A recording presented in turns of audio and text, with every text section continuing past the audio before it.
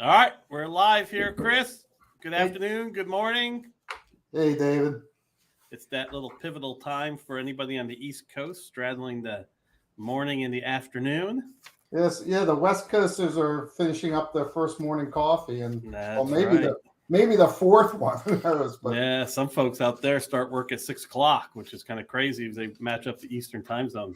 and the East Coasters are trying to grab. Hopefully, they've grabbed the bite to eat while we're chatting here. They're getting ready to eat after we're done and hoping it's quick. All right, so we're talking about it's good news. We've identified the enemy, and the enemy is us. It is us. So, again, we're talking about launching disruptive products. We've talked about a number of different topics, and you'll see some of those topics weaved into this. But before I get going, remember comments, thoughts, ideas, questions. Throw them into comments. To post a chat, post a comment there at the bottom right hand side. We love it. We'll respond to it. Chris will respond to it for sure, Yep. give his thoughts and ideas and feelings. So we're really talking about that the hardest thing in business is this idea of launching disruptive tech. It's hard. You're doing something for the first time, like riding a bike for the first time, or your first day at a new job. And there's all other examples of doing something for the first time. It could be quite scary, quite uncomfortable. And as Chris talks about here, it's a true definition of VUCA in business. You know, this idea of volatile, uncertain, complex, and ambiguous. That's really what rolling out disruptive product is. So, since we know what the enemy is and it's us, we're going to talk about the inherent risk involved in disruptive tech. So that's one thing Chris is going to talk about. The unnecessary risk we seem to constantly add. So, it's going to be interesting. And some things that we can change for the better. Yeah. All right, Chris. What's that, Chris? The unnecessary stuff is the stuff that we bring to the game that we probably shouldn't be. Yes, we are. So, Most folks are like process. They like structure. They like boxes. They like mechanisms, yep. and certainly disruptive tech deployment and selling is not a box.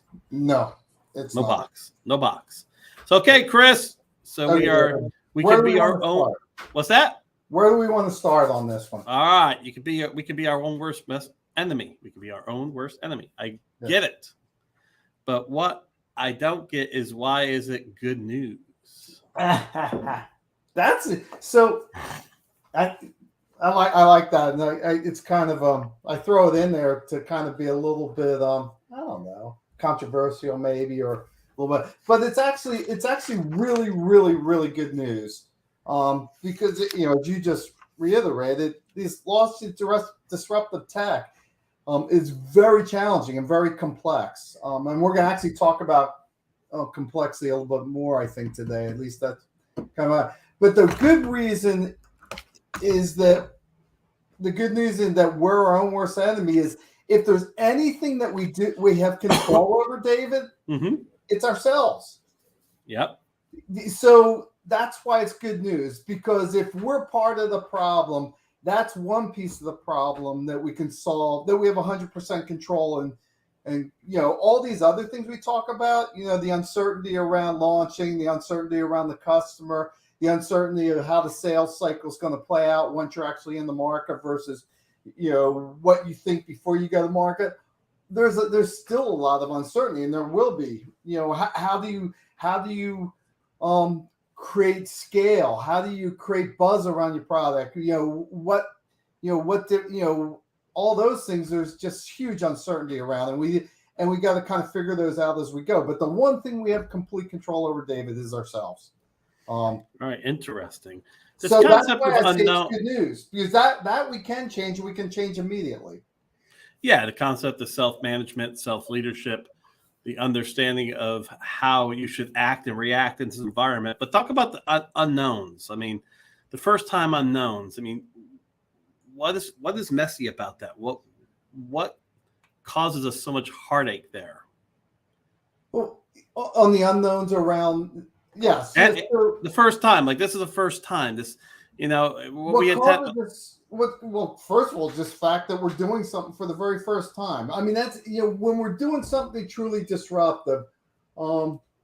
when you and I talked about examples of this, whether it be Amazon or Netflix or Facebook, when you're literally doing something for the very first time, David, it's fraught with unknowns. So when as we're going towards launch and we build out a quote unquote launch plan, it's fraught with assumptions. I mean, it's probably more assumption based than it is factual based in the face of doing something truly disruptive. Yeah, so you're basically building a whole plan around assumptions. You're building a whole plan around assumptions. But one of the things that, and a great example of this is your revenue model that you build out before. I've done this myself. All based on assumptions. Hours and hours on building out this spreadsheet with all these assumptions. As soon as you put it on, and I've been caught in this trap many times. As soon as you put that on paper, we actually start believing our own assumptions like they're real. Yeah, no, it drives me crazy. Part of putting it on paper causes this to make it feel like it's real.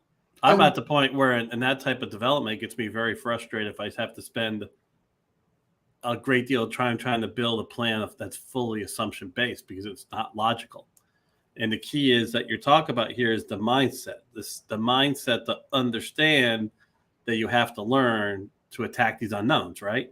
It's almost like the best skill you can have. Wouldn't you say, you comment on this, the best skill you can have is being able to accept change and adapt to it? So it depends on in this day and age, that's probably true about anything. But I meant also for disruptive. So if I'm going to be a renaissance tech, it's not the best skill. It's kind of the underlying necessary skill.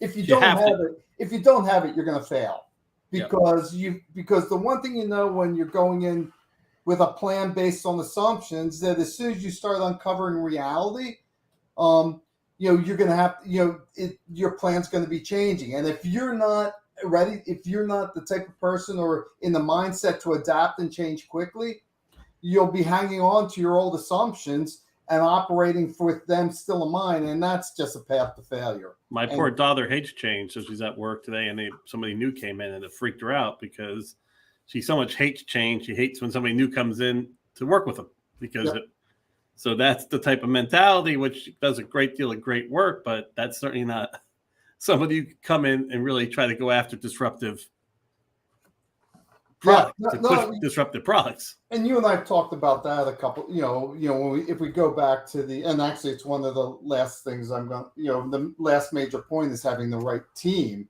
and selecting the right people for those teams. If you select the wrong people, if you think about it, if you select your typical engineer and put them it's going on to be a horrible situation. Team, first of all, they'll go crazy. Yeah. Because of all the uncertainty and the ambiguity and the working in the gray instead of the black and white. I mean, those people go nuts in this type of environment. So if you have a team built up of that, you're not going you can function. That team's going to function very poorly. So part of it's picking the right team. And you talked about some tools in this section, so some de-risk tools like MVP. Kind of go through what are some of the tools that you can utilize to help try to reduce some of the risk? Well, yes. So if you think about it, early in the cycle, you've got the customer discovery work, the jobs to be done from Clay Christensen or develop. On the product development side, that's what the MVP model is, right? Instead of building out a whole product and then going to market, build out just the minimum viable product, right, and get it out to customers and start getting real feedback from the marketplace as quickly as possible.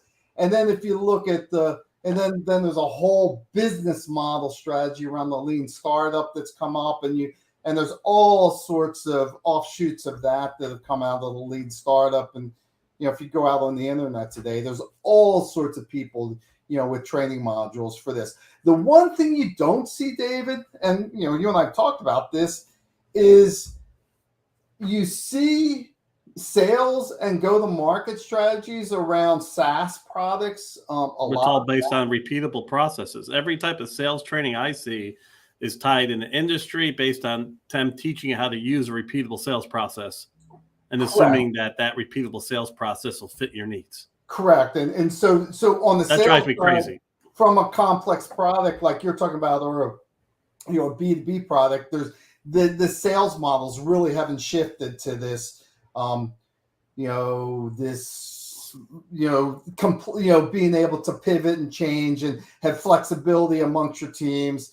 The management style tends to be still very top down in a lot of cases, and that's and that just doesn't work when you're launching a disruptive technology, because the nature of the disruption is that it's volatile, it's constantly changing. You've got to discover. So those type of structural type of top down type of management structures are gonna fail when you're dealing with this type of thing. All right. So you went back. You talked about self-management and self-leadership, which is great. And on this notes I have from you on this presentation, you have, but it's why I'm in business, because we don't stop and reflect on what we could be doing better. I better make sure my mic is here closer. And that concept of self-leadership, self-management. Yes. One note you had at the bottom was that you're saying it's why I'm in business. So saying it's why you are in business, because we don't stop and reflect on what we could be doing better. So correct. In disruptive tech, how much is that reflection? How important is that? At what stages should you be reflecting? Do you have a bit of a cadence on that? Give me some of your thoughts. So it depends. It depends on the stages. So when I wrote that note, I was thinking about is that at the outset of building a plan around disruptive technology, whether it's building a company around it, whether it's building the product, whether it's the launch strategy and the go-to-market strategy, if we haven't reflected upon the business models we're using and making sure that our principled business models are reflective of the disruption of the technology we're doing, then if we don't start from there, we're setting ourselves up for. All right, let's help people out. Some people don't even know. How do you reflect on something? How do you go about reflecting on something? Honestly, I don't mean to be flippant about this, sir. I mean, you're saying that a lot of people don't reflect because they don't know how to reflect. Well, that's what the whole. So that's what the whole title of the conversation reference today came from. First part of reflection is recognizing that we might be the problem. The problem may not be the customer, it may not be the market, it may not be the product, or if you're inside the company, it may not be marketing, it may not be the R&D, it may be us. Okay. So the first part of reflection, I think, and this is my biggest challenge, and it's why I say I'm in business, because people don't reflect whether the problem is themselves. Mm-hmm. Do you set aside some time? We have to come to grips with that, David. We have to say. Do you set aside some time? Do you write in a notebook? Just help someone get. I mean, I know how to reflect. Like I spent a half hour before this session reflecting on an article I read about self-awareness. Man, it's an amazing article saying that self-awareness is the number one key to long-term success. So I sat down with a notebook and I started reflecting on some of the elements associated with the article about myself. But should I be using a notebook? Is there some process tools they could be using? How do you reflect? I mean, that's a good question. It's interesting that you asked. I was thinking about that's exactly what I'm thinking. I mean, in some regards, I've early on in my career and in my personal growth, I did some coursework that trained me on how to reflect. And first part being is to be able to stop and question whether our fixed beliefs, right? Okay, good. So number one, you're questioning your fixed beliefs. So that's kind of a first place I'll start. Is like a premise. Like here's 3 premises I have. Let's question whether those things are logical or not. Right. Exactly. So and where do those beliefs come from? Kind of do a little bit of work. At this point in my life, I don't do too much depth into that, because knowing that I'm questioning whether my beliefs and my actions that I've used historically are appropriate here is the starting point for me to start reflecting or to start. No, but we're here trying to teach people too. So okay, I'm rolling over to your best customers. What your problem is, your best customers are those that went through it and failed. Well, and that helps me it helps point out to them for them to start questioning, because I mean, if someone's never launched a disruptive product before, they don't know the challenges of it. So when you start talking to them about the challenges of it, they have no reference point. My best customers are people that have launched disruptive products before and have had the struggles, got off to a good start and then all of a sudden saw the revenue flatten out or dip.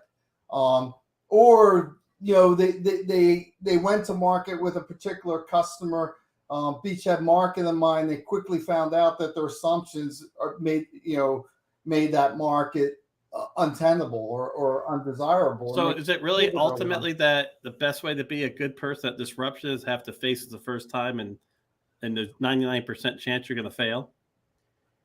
So that for a lot of people starts the reflection piece of it, right? And for me, when I'm talking to potential new clients, when I start telling them some of the challenges and how to overcome the challenges, I mean, for instance, I shared my playbook with someone recently and got some feedback from it, and she's a former CEO of a startup, and she said to me, "Man, I wish I had this when I launched my company. We had all these problems." And that's kind of, for me, the best type of potential client, because that's someone that knows the struggles. So when I start talking about the struggles and what most people haven't done at that point in time, and why people find the playbook useful, David, is they know that they struggled, they know the challenges, but they haven't stopped to slow down enough to think about what they did wrong. Or how they could have done things. So part of reflection is slowing down and actually thinking. That is the reflection part. Now, I like using notebooks for it. I just like putting my notes down so I can go back. Some people probably like to type it in to some type of word processor, Google Doc, or something like that. But yeah. I guess I would say for anybody reflecting, they should have not just thoughts, but they should have things written down. Yeah, on those reflections. And you're probably right. I do a lot of writing anymore, David, and that's where I do a lot of this work. Do you do a lot of writing? I don't believe that you do a lot of writing. You what? You don't believe that you're being smart? Teasing you. I'll tell you. I was just joking about how much you write before we went on. Yeah, that's true. Which is great. For me, and this is an interesting conversation, but for me, the best reflection for me and where I have the kind of insights is when I'm exercising. When I'm your unconscious mind. Yep, your unconscious mind has gotten a chance to work over your thought process, but at least you're aware enough to do that. See, I think this is part of the problem with this disruptive tech is we just go about it based on how we're trained, and we're not trained for this. So if we're not trained for this, then we have to be thinking much more than we're used to. Yep. And that's also very tiring. Thinking is not easy work. Yeah. It is. It takes a lot of energy, and I don't know the physio science of thinking, but I know the brain uses a large portion of energy. 20% of the energy. It's 2% of the body. It takes up 20% of the energy we put into the body. But it's crazy. So it is that. But I think the bigger challenge, Dave, is we get stuck on the way we think. I mean, the other thing we know about brain is they get in patterns. Our brains get in patterns, and you actually have to do creative thinking and real thought to break those patterns. Yeah. So and before we go on to the next thing, which I'm going to talk about because it ties into your notes, Anthony just spoke my truth. This is my truth, brother. I am at the point now in my age that I just can't handle it anymore. I get so angry when I'm writing a completely useless document. There are ways that you could do this with very specific high-level numbers, like how many discovery meetings you have. What are the notes from the discovery meetings? What type of trends did you see in those discovery meetings? I'm not looking for revenue. For this first 6 months, I want to have 15 discovery meetings. I want to have 3 trends that are off those discovery meetings. Let's do something like that instead of just coming up with I can come up with anything. And there you go. It's stupid is as stupid does, right? Yeah, but that is the nature of disruption, Dave. But it's just not the financial models that are a waste of time. It's actually the business planning we do for launching products. I hear you. Yeah. I'd rather say let's have a discovery plan. I just did a go-to-market plan for a company a couple months ago, and the go-to-market plan was only 3 months long. That's it. That's the whole plan was 3 months because I knew that was the period of time that you're going to learn. My first critical experiment should be complete. And now you learn. At which point, David, the results of those experiments is going to change everything downstream or upstream, which, into the future beyond that point. So the mindset shift. Go ahead. I'm sorry. Go ahead. But my go-to-market plan was only 3 months long. That was it. So the mindset shift that you say on page 1, number 2, is from execution to discovery. Correct. Talk about that. Well, here. So let me. I love that. I mean, it's like the very basis of what you're saying. Let me read. I got an email today from. I got an email and I was reading it, and they were looking at how do you bring people out of big industry into an entrepreneurial startup environment. What do you look for? Who can make that transition? Most people can't. And they said the fundamental big companies already have a playbook, so they hire people to come in and execute. This is what we do. But startups, or they don't have this in there, or disruptive tech launched in big companies need to figure out their playbook, and that's hard. So look for playbook writers. So the fundamental difference they're talking, isn't that interesting? But the fundamental difference is something, and it's not just look for playbook writers. Someone who can evolve a playbook, who can discover Someone's going to discover it. That's exactly right. And you and I were talking about this before. The discovery is execution, but it's a different mindset in their execution. Yes, discovery is it, and you. It is execution. This is what we were talking about earlier before we jumped on the session today, and we and I haven't talked about but this is a critical piece of that shift. There's a decision model called the Kinevin. You and I were talking about this, David. Mm-hmm. I call it Cinefin. You call it Cinevin, I call it Kinevin. I'm not sure what the correct pronunciation of it is. Potato, tomato, tomato. Let's call the whole thing off. Keep going. But when you're executing in this place, companies have a playbook. When they're executing a playbook, a sales playbook at scale, that's in a complicated stage of a decision system. And when you're launching a disruptive technology, it's in the kind of model, they call that complex. When you're launching a disruptive product, you're in the complex decision domain. Here's the difference, David, at least the way I like to explain. You might have some thoughts on this too, but in a complicated decision model, if you're going from point A to B, and say A is the launch of a product to scale, right? If you're doing that in a complicated, you can lay out the steps from launch to scale, 1, 2, 3, 4, 5, right? Put together the marketing playbook, get the materials ready, do the launch, all the steps. Okay. Yeah. And you can do that with the proper knowledge and proper expertise. You can lay out that plan and go from launch to scale effectively. That's in the complicated way. You can lay it out and then execute against it. Here the language I'm using, execute. Yeah. In a complex system, going from point A to B, you can't lay out those steps. You don't have the information. So if there's 10 steps from point A to B, you have to pick that first critical step that's assumption based and test it and go from step 1 to 2 until you get to that first milestone. You don't have the data to go from 2 to 3. That's a complex system. So instead of executing a 1 to 10 plan, you're figuring out, it's more of a scientific method. Okay, what's my critical assumption? What's my experiment to test that assumption? Let me go. And then what do I learn? And that lays out so it's a discovery, learning, building process instead of an execution process. And I like to talk about it saying complicated is you kind of know what the problem is, but during the course of solving it, there's going to be a lot of disruption and adjustment.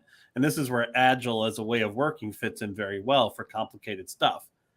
Agile hasn't been developed to deal with complex. Like you're saying, complex is I really don't know what the problem is.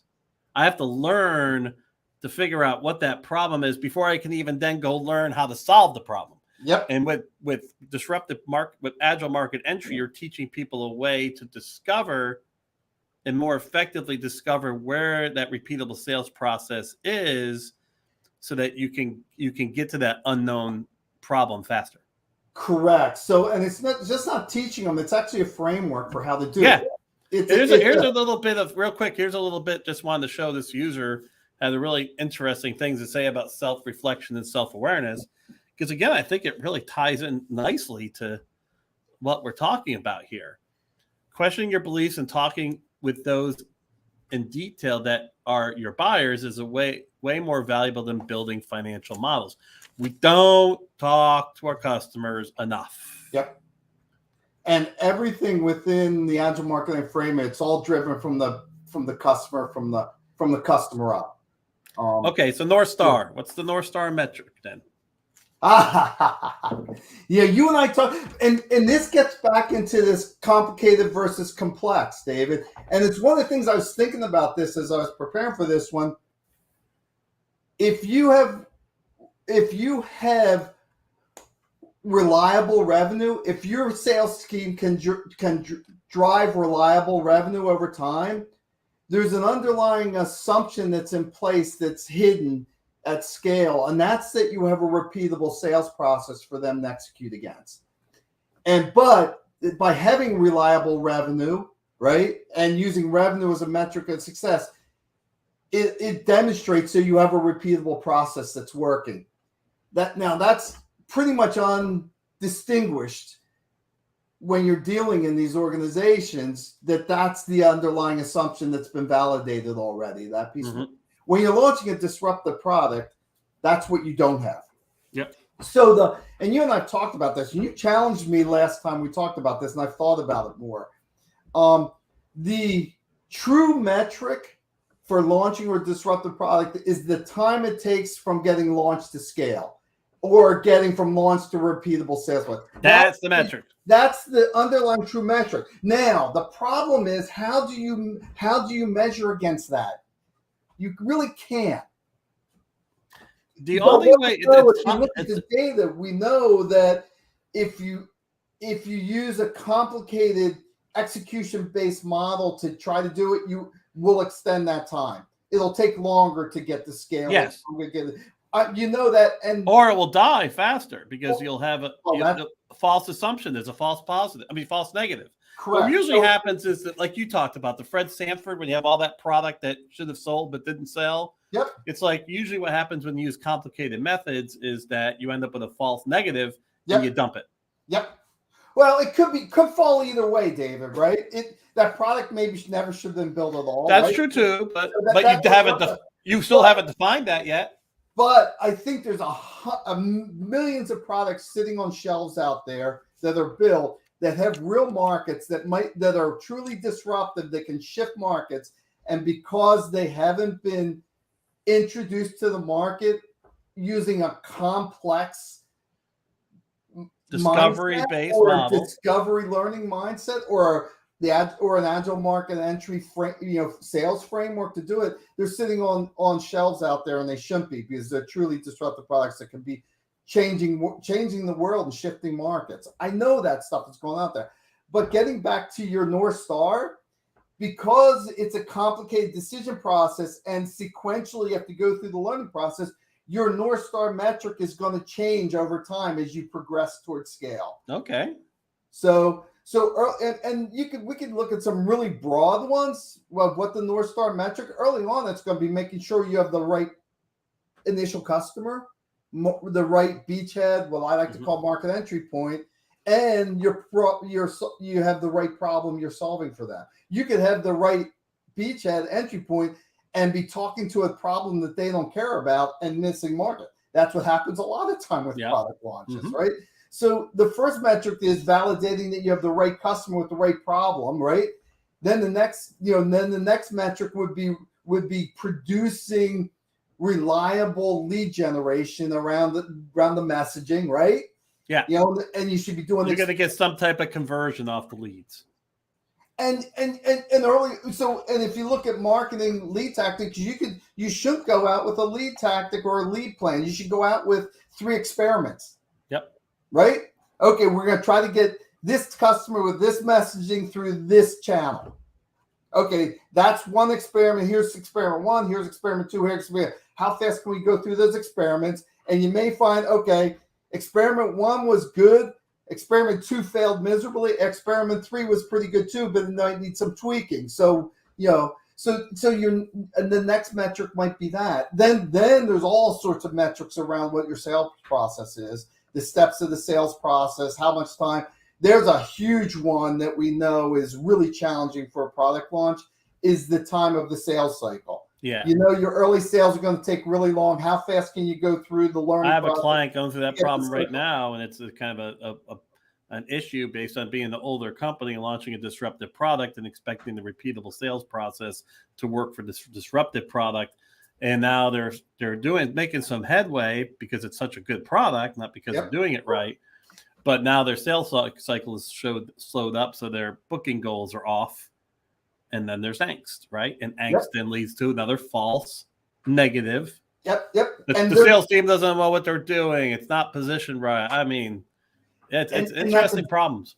That's what I call the finger pointing stage of it, right? When you get some success and then things start struggling, okay, it's the product, it's it's our delivery team, it's the sales team, it's the marketing leads aren't, it's all becomes a pointing.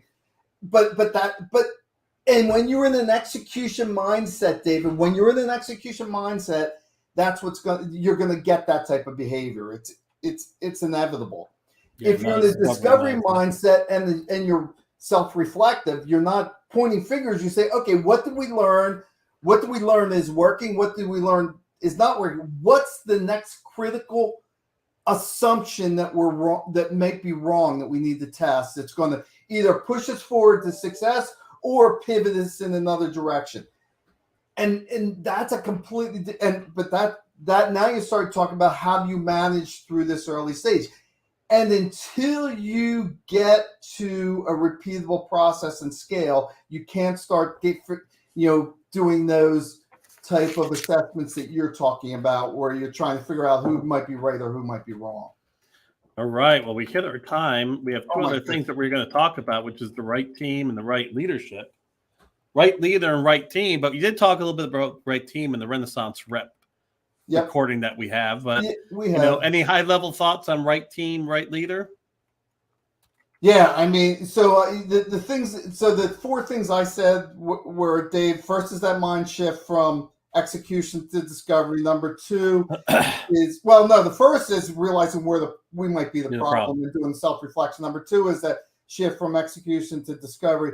And then three is having the right leadership and the right leadership style. And then four is the right team. And the leadership and the team focus on elements of discovery, iteration, people who can, then the team side, people who could go in and not be put into a box. Like probably your best team members on the selling side for disruptive tech, it's going to be somebody who hates to be put in the box. That's what I wrote for my notes. There's no doubt about that. Yeah, I wrote box, anti-box people. But let's come back to that. Why don't we come back to that, David? Yeah. On another one, and we'll go a little bit deeper into the right team and the leadership style for that team. That we can have that discussion next time. All right. Doesn't look like we have any additional questions or comments at this at this point. So with that, we leave everyone. Chris, any additional comments before we jump out? Nope, Dave. It was a fun discussion that went way off path where we thought we were going to go today. I'm sorry. No, that's not your fault. It's fine. Have a good one, folks. Thanks a lot. Bye.